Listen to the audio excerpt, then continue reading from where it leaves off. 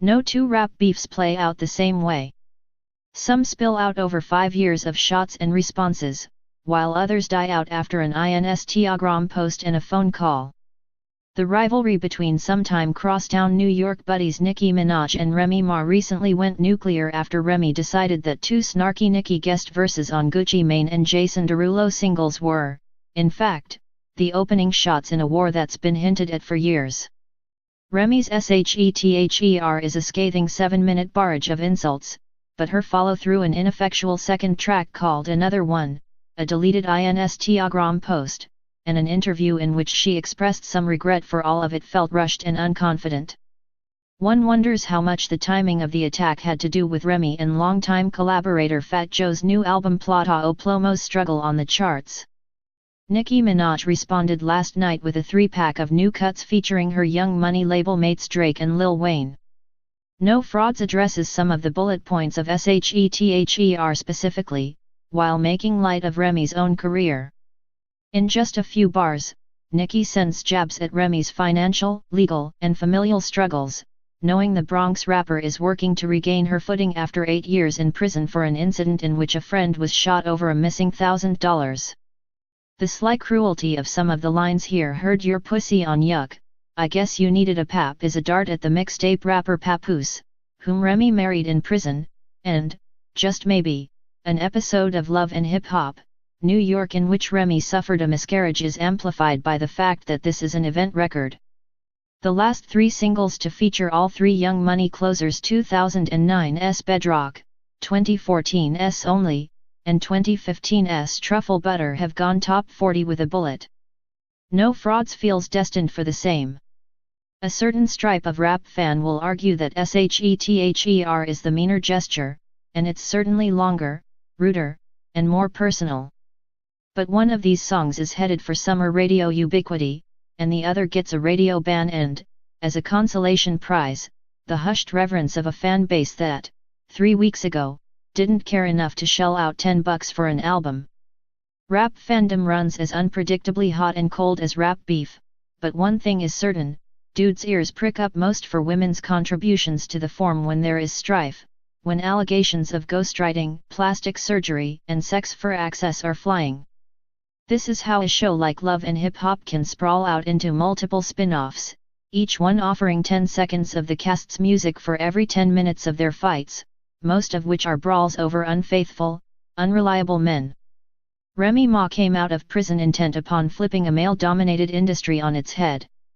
She reconnected with old rap friends.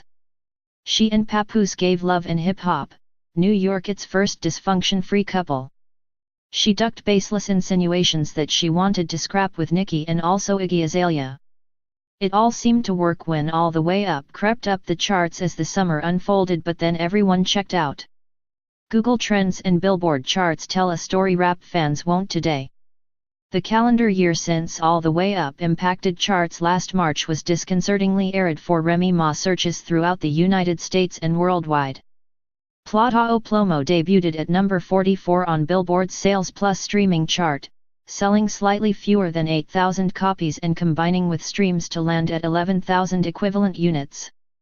It wasn't until shETHER that Remy saw a brief spike in Google searches, although that didn't translate to many record sales.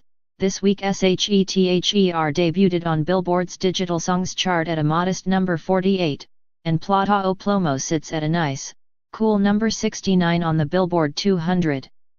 If rap fans are genuinely pulling for her in this war, they certainly aren't behaving like they care. They are, at best, rubbernecking past the garishness of the spectacle. Remy charged into this battle as the King Slayer. She's finding out it's merely blood this audience craves, not her continued success. She knows this, and she has expressed resentment for it. Nicki Minaj knows what a wider rap audience wants from her beef with Remy Ma, but she's also aware of the specific needs of her very proactive audience of barbs and of the current challenges to her public perception. So it's reductive to rate No Frauds. The celebratory Nicki/Wayne cut changed it, and the dance hall tune Regret in Your Tears merely in terms of how sharply they rebuke Remy. These aren't just Nicki's replies to Remy's joust, they're her first lead singles since The Meek Thing busted up, Her official return from the pink print era, and a gesture of unity from a collective we haven't thought of as a team since Wayne and Birdman stopped seeing eye to eye.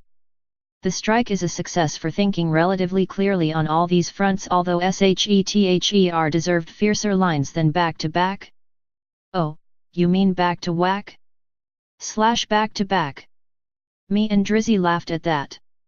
Nicki's looking past Remy and this tiff, though, whereas the Bronx vet's whole plan seems to have been simply to maim everyone upset that Nicki didn't send back 5 minutes of number bars, and no chorus, should crawl back into their beef and smack DVD collections. Everyone who just came to Kiki at a cat fight should get back to their regularly scheduled program of World Star Fight comps. Everyone complaining that Nicki called the Young Money Squad in for support should get acquainted with the history of posse diss tracks. Everyone calling it for Minaj should rejoice at today's gift of Savage Club bangers. Everyone who genuinely believes that Remy Ma won this thing should get out and buy her fucking album already. The idea that a clear winner needs to be called today, or ever, is robotics. Two things can be good at the same time.